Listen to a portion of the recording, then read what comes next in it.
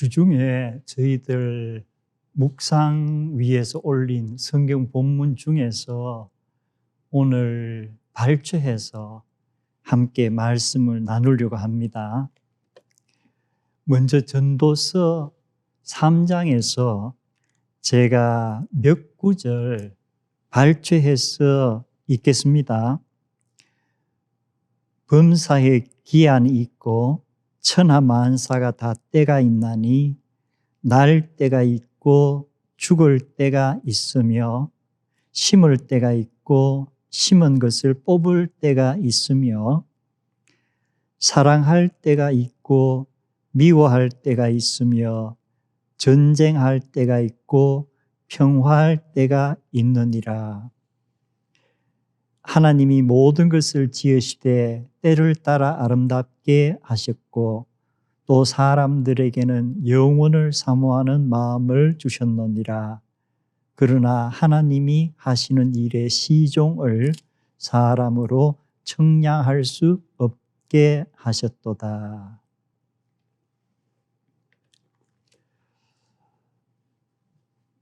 우리가 개신교에서 정경으로 택하고 있는 이 성경에는 그 지혜편에 속하는 말씀들이 있죠.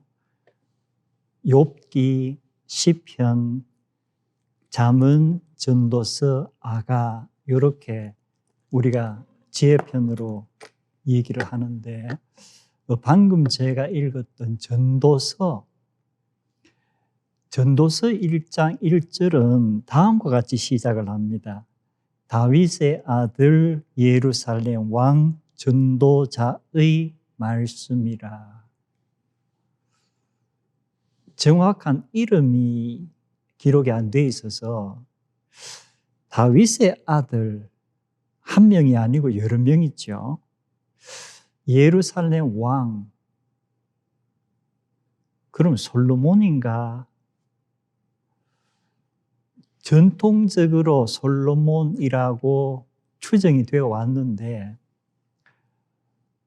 일부 성경학자들은 내용적으로 그리고 쓰인 그 히브리어의 용법 등으로 봐서 시대가 그 이후일 수가 있다는 추측들을 합니다.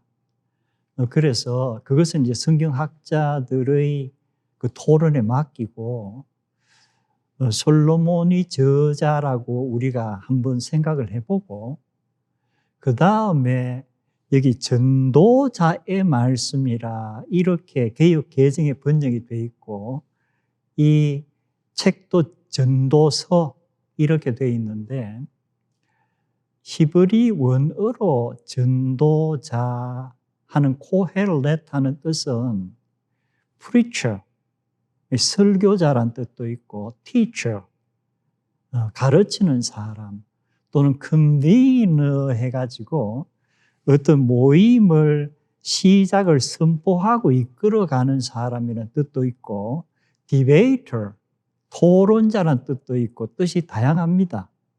그래서 개역 개정에는 전도자라고 택했는데 영어 번역본들을 보면 preacher라고 한 것도 있고 teacher라고 한 부분도 있고 조금 다양합니다. 오늘은 범사에 기한이 있고 천하만사가 다 때가 있다. 그래서 기한이란 단어와 때라는 단어가 둘 다 공통점은 시간과 관계되는 거죠.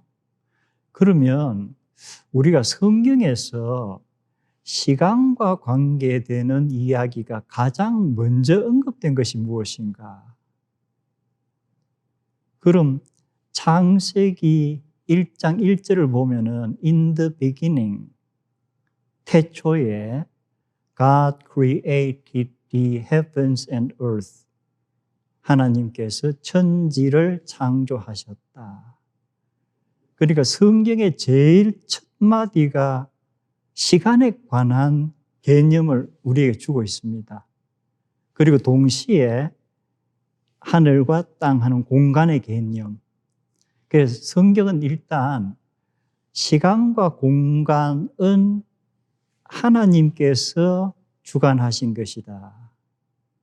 그리고 이제 2절, 3절, 4절, 5절을 보면은 그 3절에 빛이 있어라. 어떤 창조의 첫 사역이죠.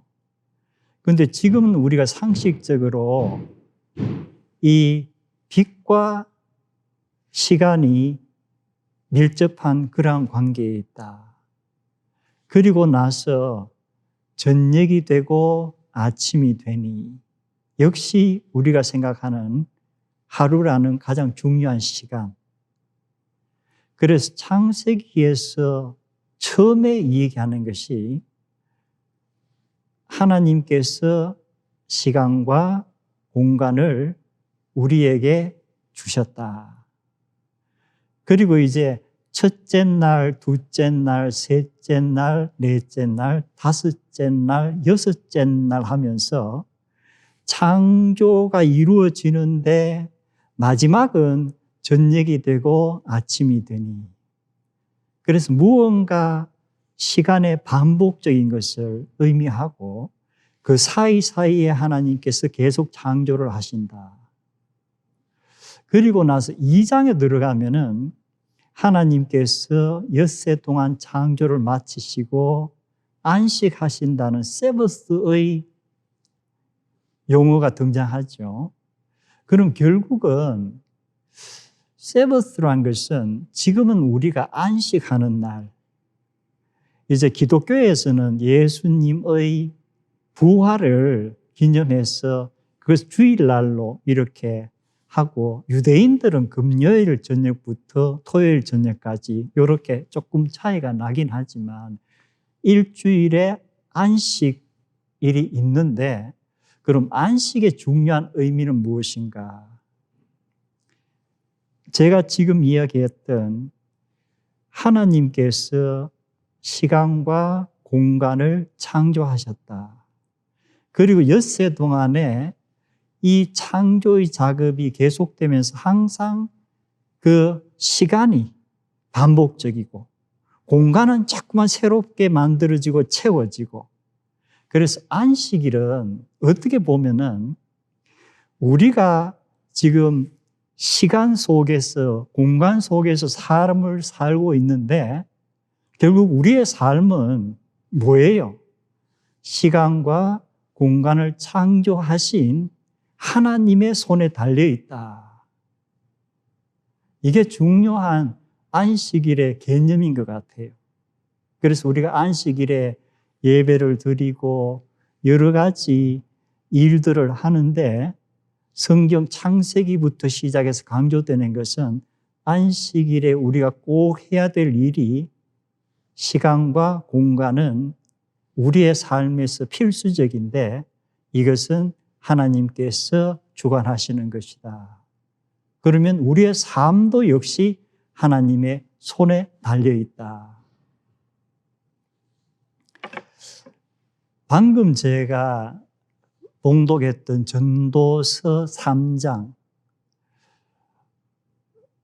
신앙생활을 하지 않는 일반 대중에게도 성경 중에서 좀 알려져 있는 말씀들이 있는데, 미국 같은 경우는 1960년대에 교회 다니지 않는 사람이어도 대중들에게 널리 알려진 말씀이 바로 전도서 3장 1절부터 8절까지입니다.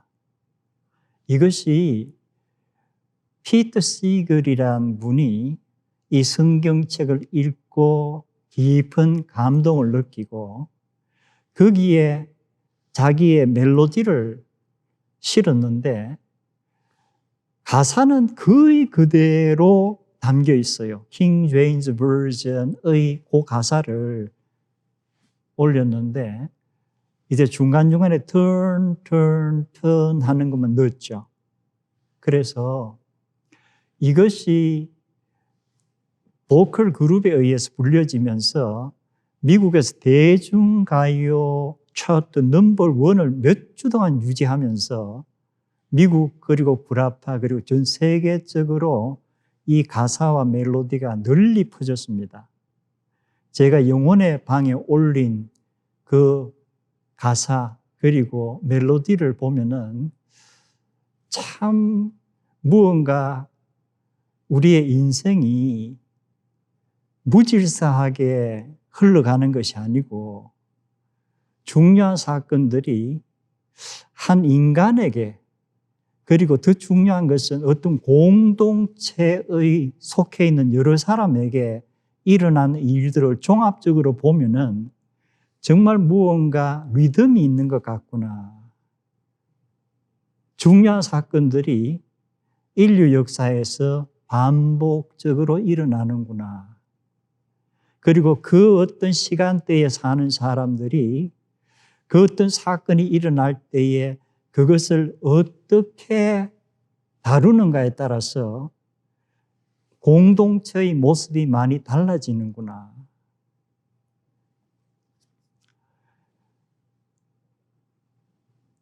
때 또는 기한이라는 것을 제가 시간이라고 얘기했는데 히브리 사람들이 이 성경을 기록하면서 우리가 때라든가 기한으로 주로 번역할 수 있는 그 단어가 히브리에 5개 정도가 있습니다. 제가 일일이 무엇라고는 지금 말씀드리기가 좀 힘든 상황이고 그 중에서 이 전도서에 쓰인 단어가 이제 전도서가 시작되면서 범사에 기한이 있고 천하만사가 다 때가 있다 이렇게 표현했죠. 그래서 기한이란 단어가 하나의 히브리어가 제멘하는 단어가 있고 그 다음에 때가 있나니 해서 옛드 하는 단어가 있고 그 다음에 2절부터 날 때가 있고 죽을 때가 있고 계속 때라는 단어가 나오지요. 이것은 동일한 에트라는 단어예요. 그래서 5개의 히브리 시간을 나타내는 단어 중에서 전도서 3장 1절부터 8절까지는 2개의 단어가 사용되는데 첫 번째 한 단어만 다르고 나머지 29개죠. 그건 다 같은 단어예요. 이 단어가 히브리 성경에 때를 가리킬 때 가장 많이 사용되는 단어입니다. 그리고 이것을 헬라어로 번역했을 때 주로 카이로스라고 번역을 많이 했습니다. 여러분 크로노스와 카이로스란 개념은 알죠? 그래서 히브리 사람들에게도 일반적으로 우리가 시계를 보면서 지금 몇 분 몇 시구나 하는 그 시간의 개념이 있지만 더 중요한 것은 특정 시간이 사건과 연결이 될 때에 비로소 그 시간은 중요한 의미를 갖게 되고 그때 그 시간이 일반적인 크로노스에서 카이로스가 될 수 있는 그 시간이에요. 그래서 우리가 그 어떤 단어가 어디에 쓰였는가 하는 것은 이 설교에서 설명하기도 너무 광범위하고 특별히 성경 공부를 통해서 한번 살펴볼 기회가 있으면 좋겠습니다. 오늘은 제가 읽었던 그 1절부터 8절까지 중에서 한 4개 정도만 한번 생각을 해보려고 그러는데 2절 첫 번째에 날 때가 있고 죽을 때가 있고 a time to be born and a time to die. 제가 날 때가 있고 하는 이 말씀을 읽을 때마다 어떤 생각을 해보느냐 하면은 참 이상하다. 내가 태어난 때가 참 중요하죠. 나란 존재가 있게 되니까. 그런데 아무리 생각하고 골똘히 뇌를 돌려봐도 내가 태어난 그 순간의 기억은 전혀 없는 거예요.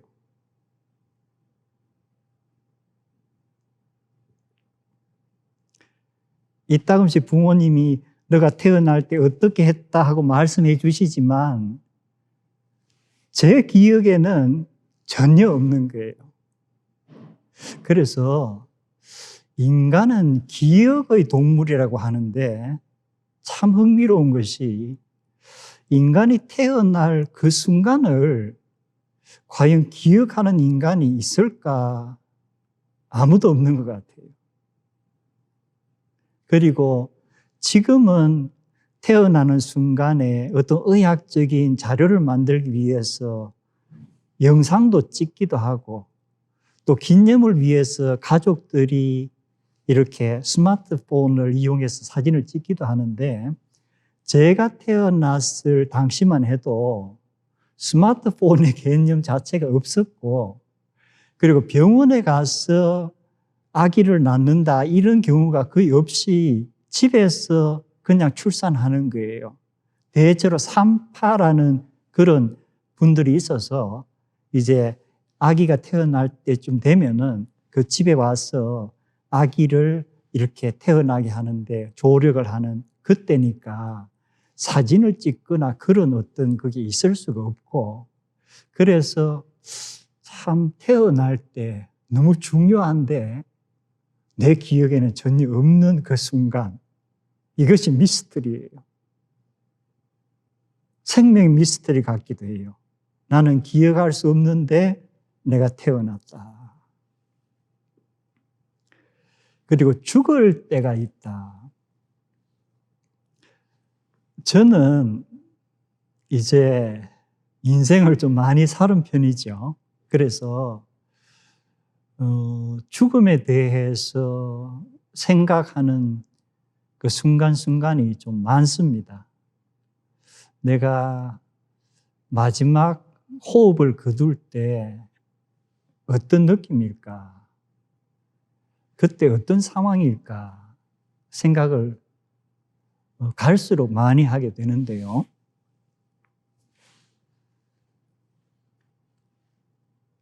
그 의사 선생님들 이렇게 쓴 글 같은 거 보면은 아주 힘든 순간들이 한 2차례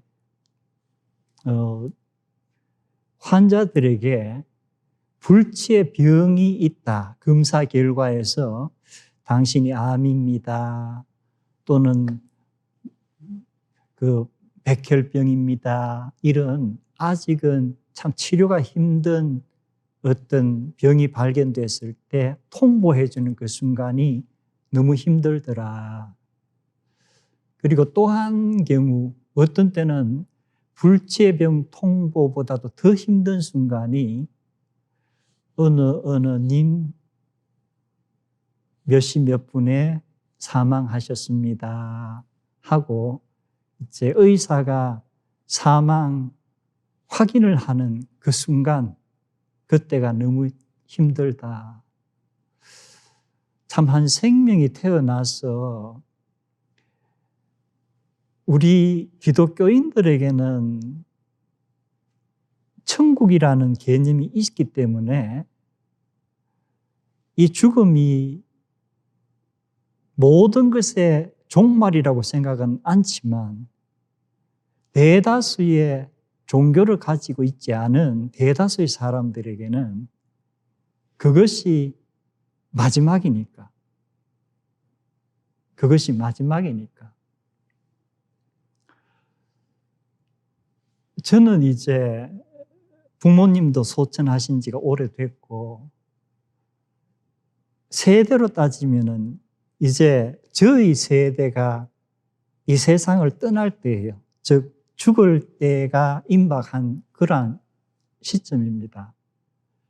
그런데 저에게 죽을 때가 있다 하는 이 말씀을 읽을 때에 꼭 떠오르는 어떤 장면이 있습니다. 그것이 뭐냐면은 제가 73년 11월 그러니까 지금부터 상당히 오래전이죠.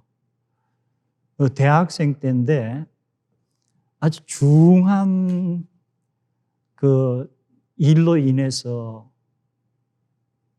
대수술을 받았습니다. 지금도 그때 이렇게 여러 가지 얘기들을 생각해 보면은 내가 죽을 때가 그때였을 수도 있겠다.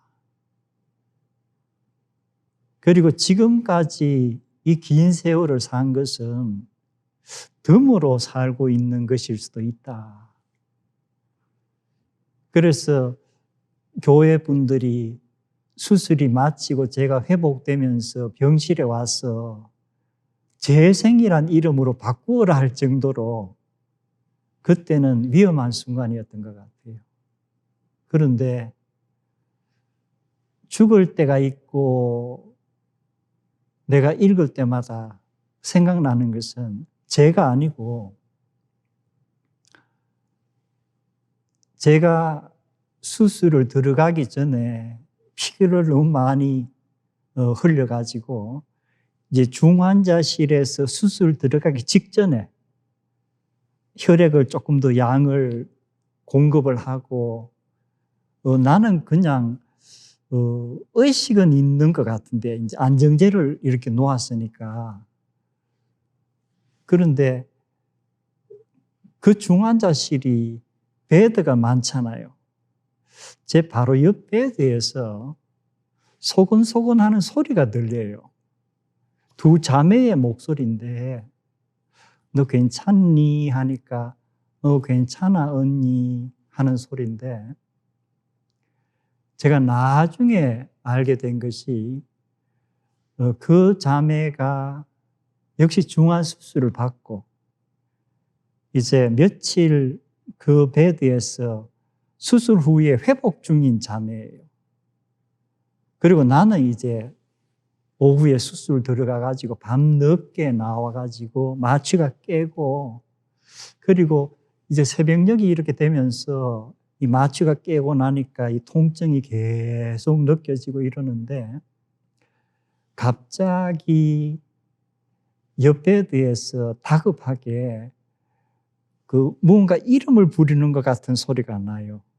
그래서 아마 그 언니가 계속 이 여동생을 밤을 새고 간호하고 있다가 갑자기 다급하게 일이 생긴 모양이다.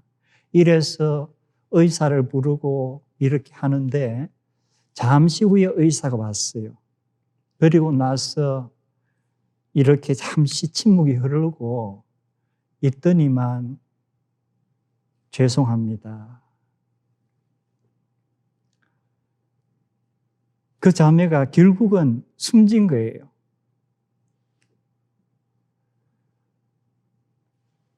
저는 수술 받고 밤을 새우면서 이제 통증으로 인해서 힘들어 하는데 그러나 아직도 숨을 쉬고 있는데 그 새벽에 엊그제만 해도 제가 목소리를 들었던 그 자매가 얼굴은 제가 본 적이 없어요. 갑자기 죽었다. 그리고 며칠이 지나고 이 자매의 학교 친구들하고 그 선생님이 병실로 와서 애가 수술했다는 소식을 듣고 왔습니다. 그때 제가 이렇게 그 왔다는 친구들을 보았는데 이제 이 병문 안으로 왔으니까 꽃을 들고 있는데 예전에는 그 여고생들의 그 어떤 머리로 학년이 구별이 됐어요. 1학년은 단발머리고 2학년은 이렇게 머리를 묶었고 3학년들은 머리를 따았는데 제 기억으로는 그 자매 셋이 다 머리를 묶은 것 같아요. 그러니까 결국은 여고 2학년인가 보다. 죽을 때가 있고 얼굴도 알지 못하고 이름도 알지 못하고 하는 그 자매가 내 바로 옆 침대에서 죽었다. 그리고 너무나도 어린 나이에 그래서 어떤 분이 말씀하기를 세상에 태어날 때는 순서대로 오지만 죽을 때는 순서가 없습니다 하는 말이 기억이 나요. 죽을 때는 순서가 없습니다. 그래서 우리가 신앙인이든 비신앙인이든 죽을 때는 순서가 없으니까 어떤 일로 인해서 우리가 이 땅을 떠날지 아무도 모르니까 정말 죽을 때에 대한 준비는 항상 하여야 되겠구나.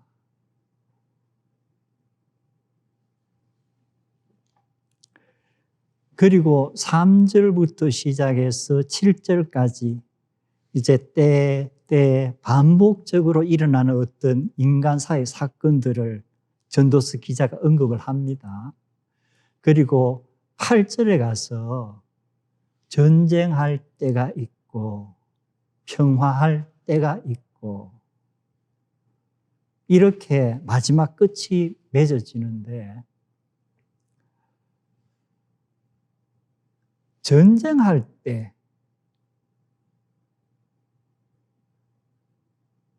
우리에게는 전쟁할 때 하는 것이 특별히 시간을 정해놓거나 계절을 정해놓고 전쟁하지 않죠.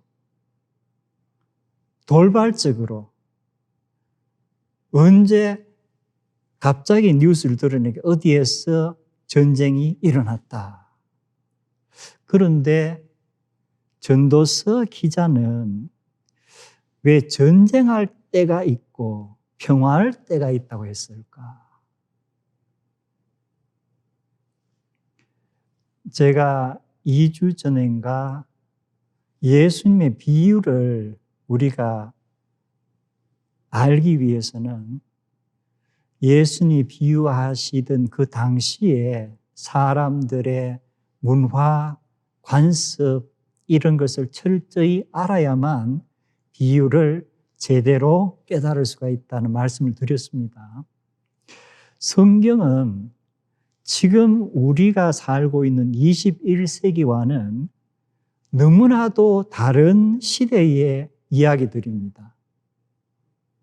그래서 사람이 태어나서 죽는 그것도 동일하고 또 밤이 되면은 잠을 자고 낮이 되면은 일어나서 일하고 이런 것도 동일하지만 문화와 관습은 달랐기 때문에 그때의 문화와 관습을 이해하지 못하면은 우리가 성경을 읽으면서 정말 깊은 의미를 깨닫기가 힘듭니다.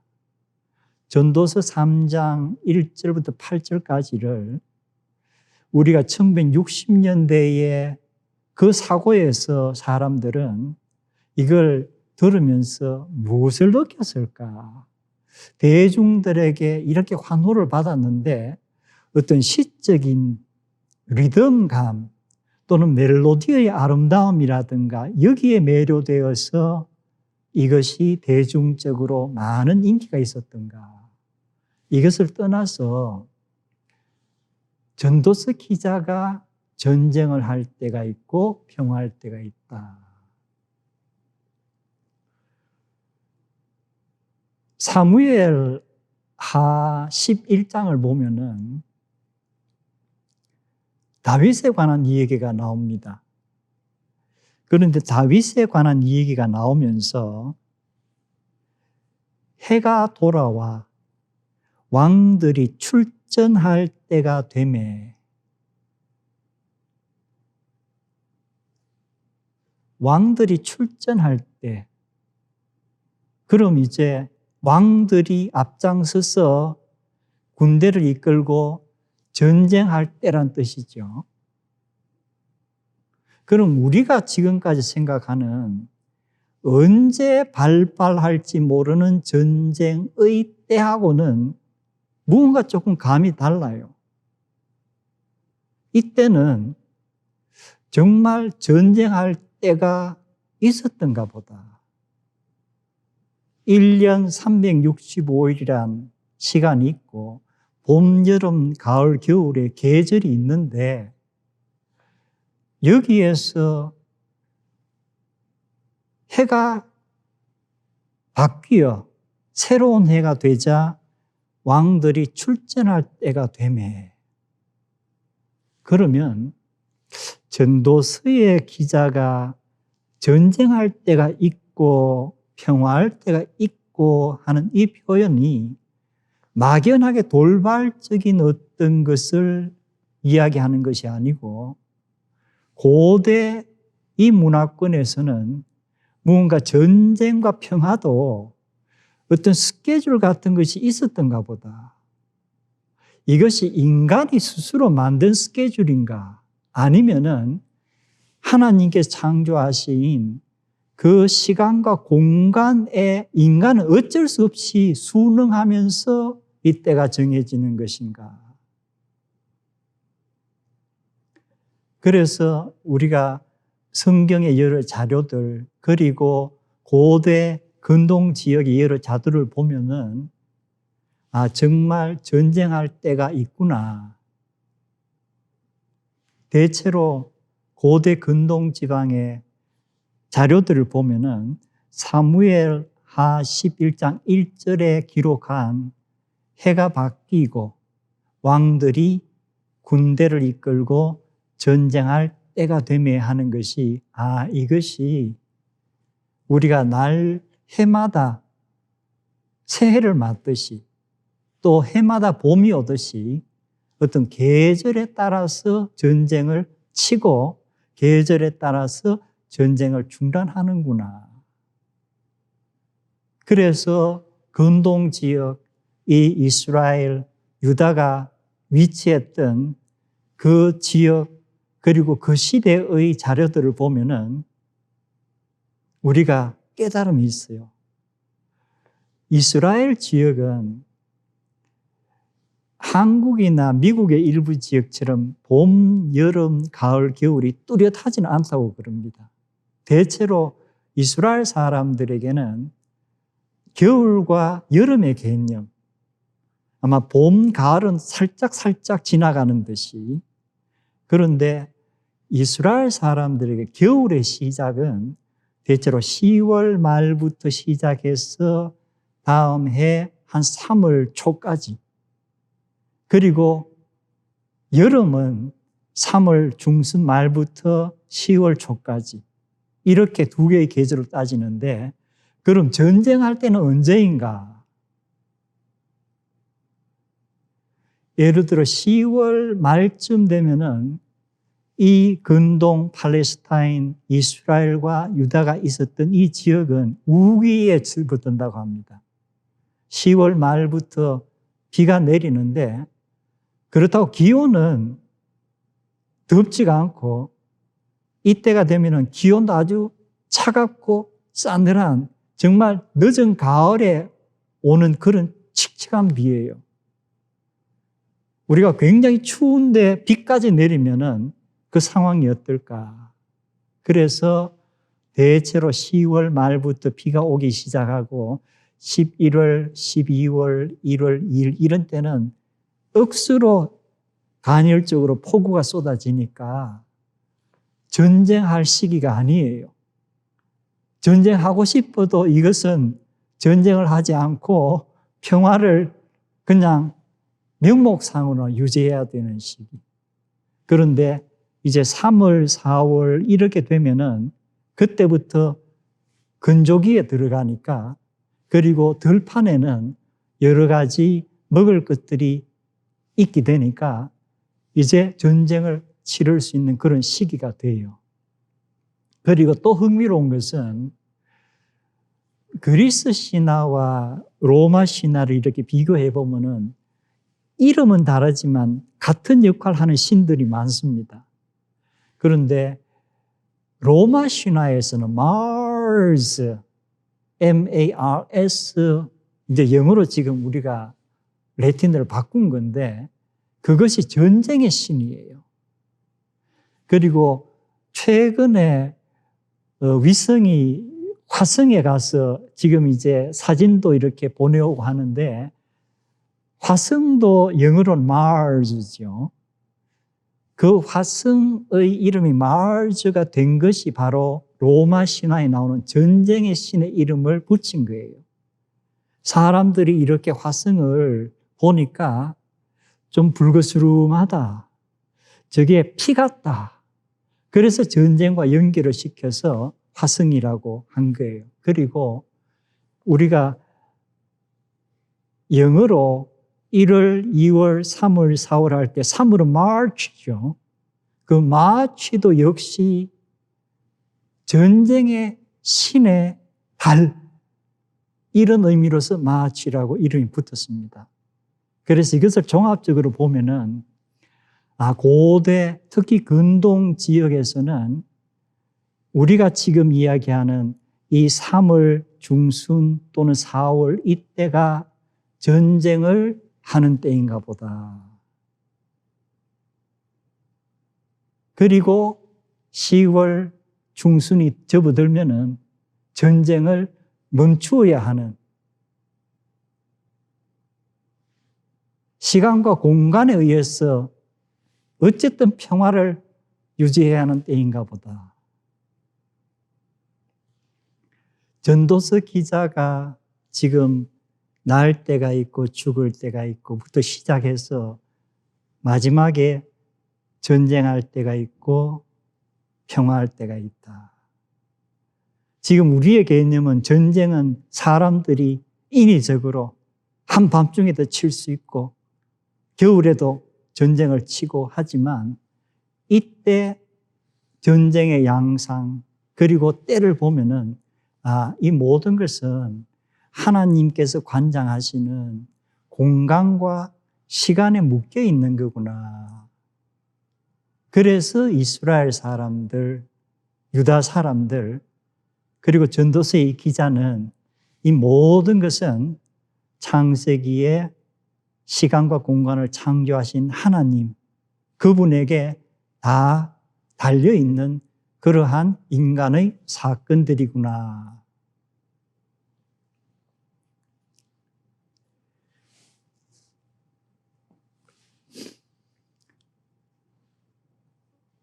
제가 영혼의 방에 올렸던 turn, turn, turn 하는 그 가사를 보면은 전도서 3장 1절부터 8절까지 가사가 다 이렇게 수록이 돼 있고 작시자가 자기의 어떤 가사를 붙인 것은 turn, turn, turn 하는 그 부분 그리고 제일 마지막에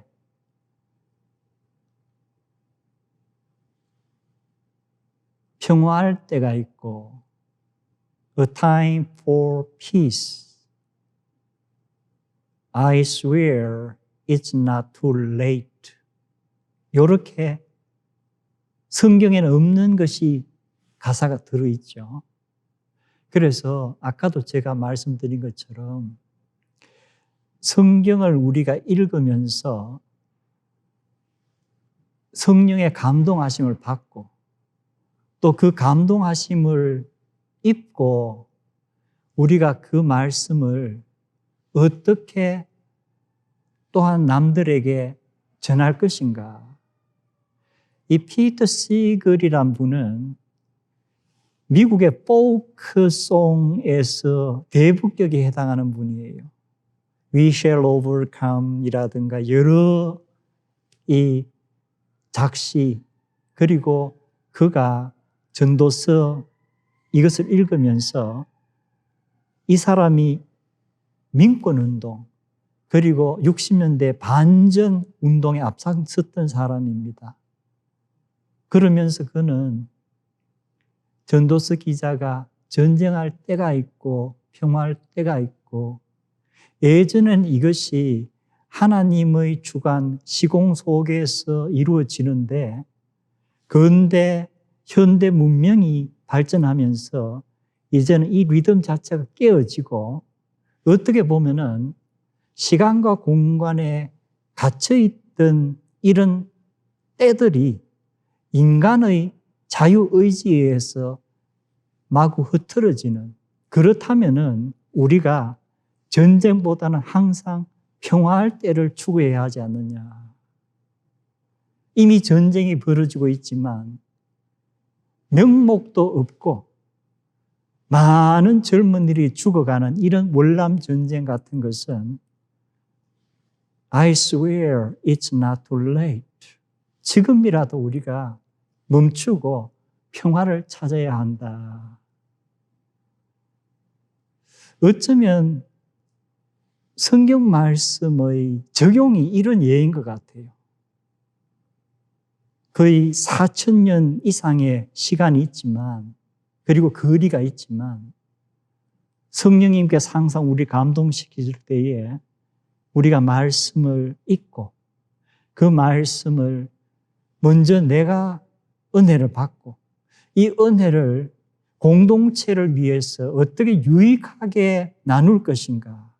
그러면서 피터 시거와 같은 분은 지금이라도 늦지 않다. 우리가 평화를 도모해야 한다.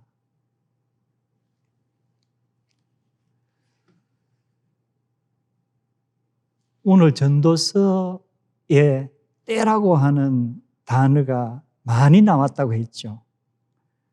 성경의 히브리어 5개 때를 가리키는 중에서 at라고 하는 가장 많이 사용되는 이 단어가, 그리고 성경 곳곳을 보면은 영어로 at that time이라는 그 어떤 표현, 우리말로는 그때에 라고 되어 있는 이 표현이 다 때가 at라는 히브리어예요.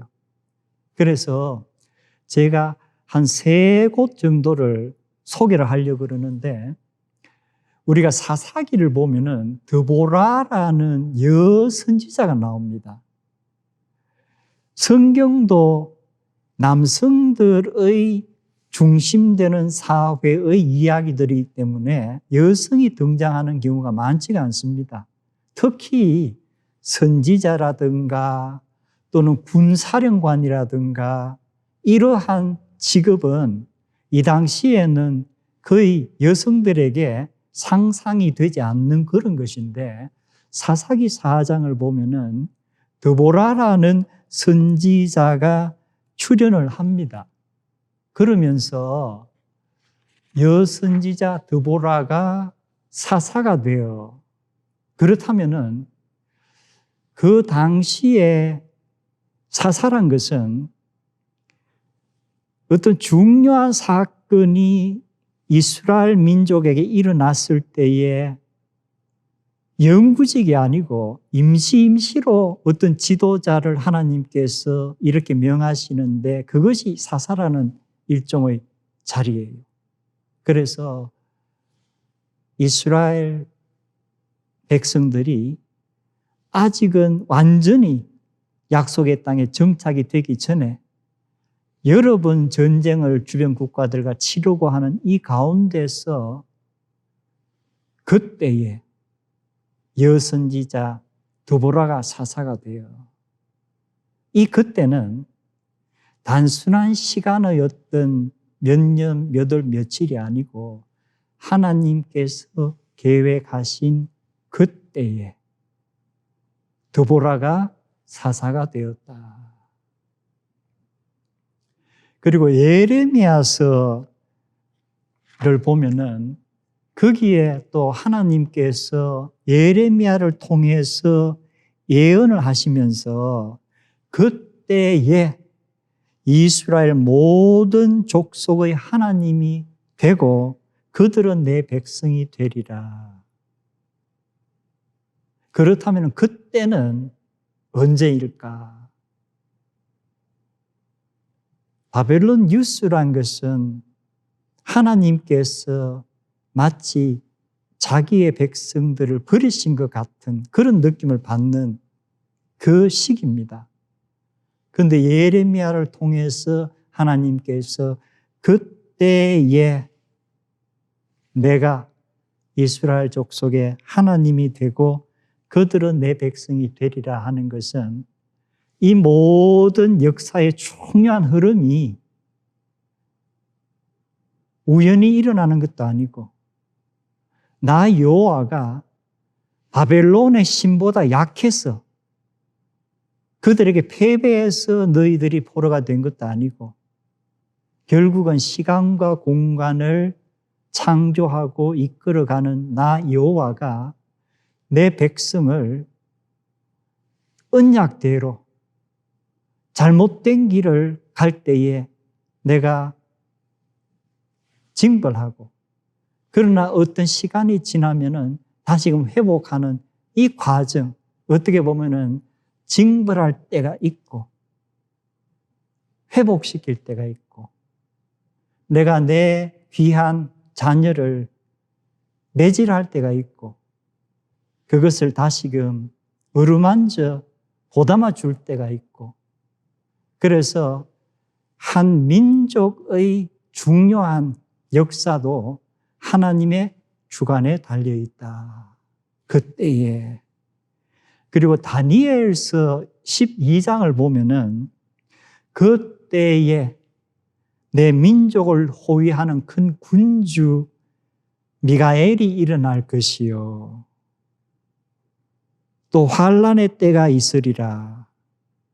이 환란의 때는 여러 족속들, 나라들이 생겨난 이래로 그때까지 없었던 대환란일 것이라. 그러나 그때에 내 백성 중 책에 기록된 모든 자가 구원을 받을 것이라. 성경학자들은 다니엘서에서 언급하는 이 때라는 것은 지금까지 아직 인류 역사에는 나타나지 않았던 전문용어로 eschatological time, 즉 종말에 이르는 한 민족이 아니고 모든 민족에게 중요한 사건이 일어나는 그때 다니엘서가 말하는 것은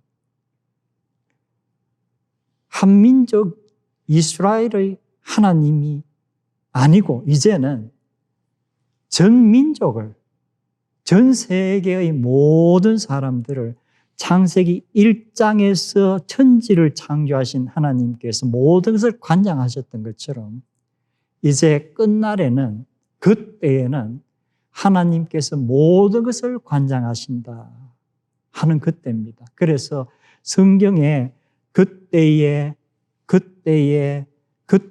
하고 언급되는 이러한 하나의 코드라고 볼 수도 있겠죠. 그때에 어떤 사건이 일어날 것을 말하고 있는가.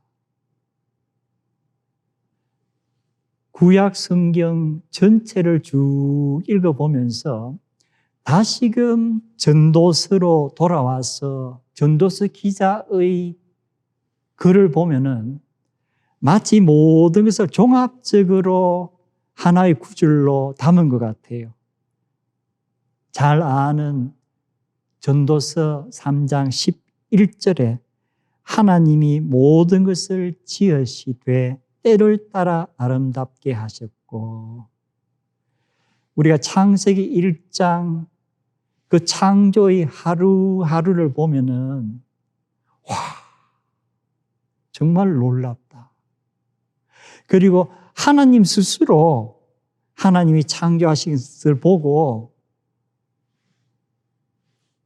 참으로 좋구나. 참으로 좋구나. 그리고 사람들에게는 영원을 사모하는 마음을 주셨다.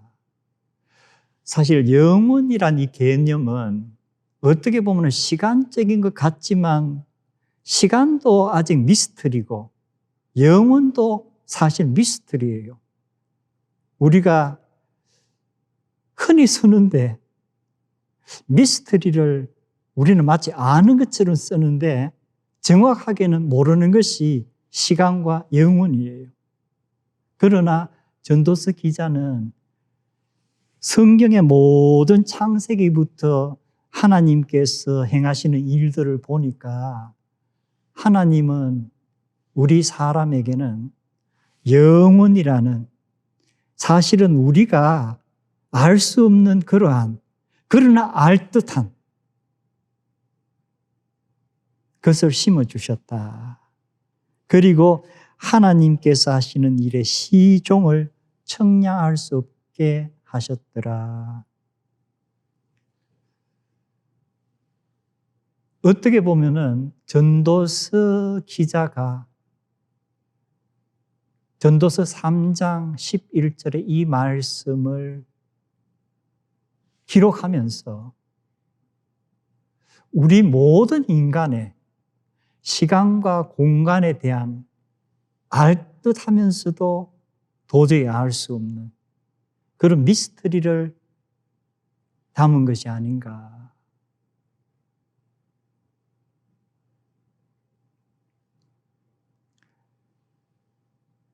우리가 전도서 3장에서 마가복음 1장으로 넘어가 보면은 마가복음 1장에는 때라는 단어가 사용되지 않았지만 우리가 볼 때에 너무나도 때가 분명하게 드러나는 그러한 사건들이 짤막짤막하게 요약이 됩니다. 마가복음에는 예수님께서 탄생하셨고 이런 기록은 전혀 없습니다. 예수님께서 공생애를 하시기 시작하는 그 순간부터의 기록인데 그 기록도 보면은 마태와 루가가 나중에 여기에 더 사건을 자세하게 기록을 하는데 마가가 기록한 거 보면은 그저 한두 줄씩 짤막짤막해요. 예수님께서 세례 받으셨다. 그리고 예수님께서 광야에서 시험을 당하셨다. 그러나 이 두 개의 사건은 엄청난 소위 카이로스의 사건이에요. 그리고 예수님께서 요한이 붙잡히었을 때 요한의 붙잡히는 그 사건도 중요하지만 요한이 붙잡히는 이 사건이 어떻게 보면은 예수님의 공생애를 이니시에이트하는 그런 사건이에요. 그리고 예수님께서 때가 찼고 천국이 가까웠다.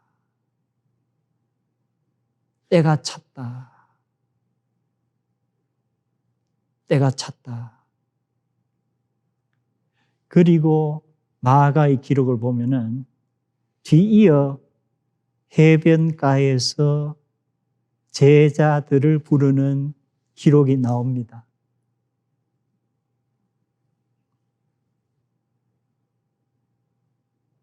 제가 지난 주일에 잠깐 언급을 했지만 다른 복음서를 종합적으로 보면은 이미 이 제자들은 예수님을 한 번 또는 그 이상 만났던 그러한 경험들이 있는 것으로 추정을 할 수 있습니다. 이들이 예수님을 만나고 어떤 생각들을 했을까?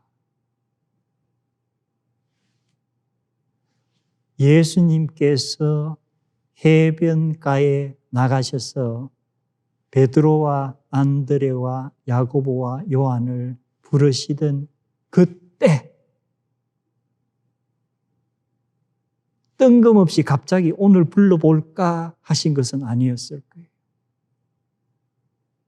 하나님께서 정하신 어떤 때에 그리고 이들은 또 그 때가 와서 오라 하는 부름을 받기 전에 무언가 준비할 수 있는 그런 기간이 주어진 것 같고 그리고 이들은 주님께서 따라오라 부르실 때에 모든 것을 버려두고 따라섰다. 마지막으로 제가 이들의 모습을 보면서 기억나는 시편이 하나 있습니다. 마가는 짧게 그들이 모든 것을 버려두고 주님을 따랐다고 기록했지만 제 나름대로 눈을 감고 베드로와 안드레, 야고보와 요한의 그 심정을 한번 헤아려 보려고 합니다. 우리 시편을 보면은 시편 31편에 다음과 같은 글이 나옵니다. 여호와여, 내가 주께 의지하고 말하나이다. 주는 나의 하나님이시요, 나의 때는 주의 손에 있나이다. 나의 시간은 주님의 손에 있나이다. 나의 앞날은 주님의 손에 있나이다. 나의 미래와 영원은 우리 주님의 손에 있나이다. 우리가 신앙생활하면서 전도서 기자가 얘기했던 때가 있고 이러한 순간마다 이 시편 기자의 고백처럼 내가 고백할 수 있을까? 하나님, 주님을 의지합니다. 나의 때, 나의 시간, 나의 미래, 나의 영혼은 하나님 아버지의 손에 있습니다.